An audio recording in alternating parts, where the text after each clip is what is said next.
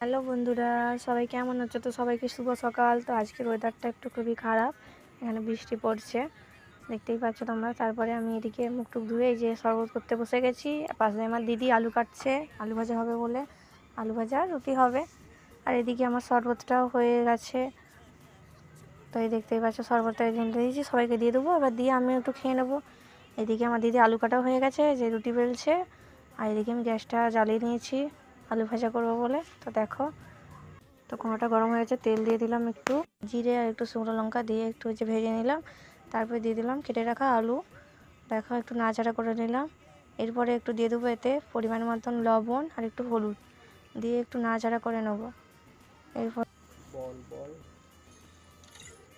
এদিকে আমার আলু ভাজা হয়ে গেছে আর এদিকে রুটিও হয়ে গেছে, দেখতে পাচ্ছ। তো আমি স্নান টান করে চলে আসছি। তো একটু আমি যাবো, আমি আর আমার দিদি বাজারের দিকে, যার জন্য রেডি হচ্ছি।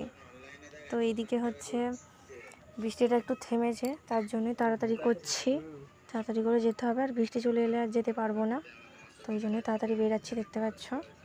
তো এইদিকে দেখো, আমার রেডিও হয়ে গেছে আমি প্রায়। তো এটাই আমার ফাইনাল লুক। আজকের মতো এখানে ভিডিও শেষ।